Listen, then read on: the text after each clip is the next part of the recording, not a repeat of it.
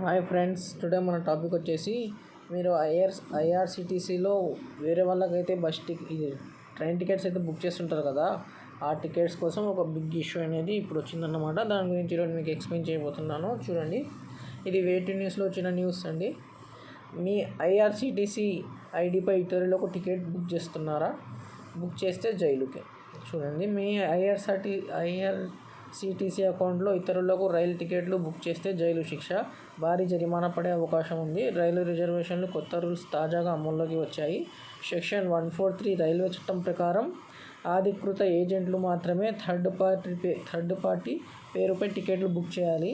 మీ ఇంటి పేరు ఉన్నవారికి, రక్త సంబంధికులకు, కుటుంబ సభ్యులకే మీ ఐడితో టికెట్లు బుక్ చేయవచ్చు. లేదంటే 10,000 ఫైన్, 3 ఏళ్ళు జైలు లేదా 2 విధిస్తారు.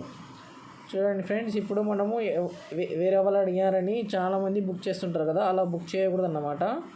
ఎందుకంటే ఇప్పుడు 1 పర్సన్ అనేది ఒక ఐడితో డిఫరెంట్ మెంబర్స్వి బుక్ చేస్తారు కదా. మనం కూడా చూస్తుంటాము, చాలామంది బుక్ చేయమంటే చేస్తుంటారు. అలా చేయకూడదంట. ఎందుకంటే అక్కడ ప్రాబ్లం అనేది రైస్ అవుతుంది.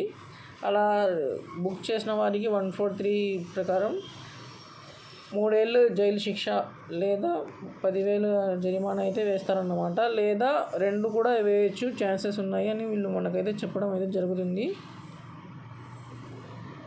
అందుకు ఐఆర్సిటీసీ యొక్క అకౌంట్ని ప్రతి ఒక్కరు రెడీ చేసుకోవాలని చెప్తున్నాను ఫ్రెండ్స్. ఎవరి అకౌంట్ వాళ్ళు క్రియేట్ చేసుకోండి. అలాగే మనకు వీళ్ళు ఏం చెప్తున్నారంటే మన ఫ్యామిలీ మెంబర్స్కి మనం బుక్ చేయవచ్చు అన్నమాట, వేరే వాళ్ళకి కాకుండా. అలా వేరే వాళ్ళకి ఎవరన్నా బుక్ చేయాలంటే వారు ఏజెంట్లు మాత్రమే అలా బుక్ చేసే ఛాన్స్ అనేది వీళ్ళు మనకైతే ఇచ్చారు.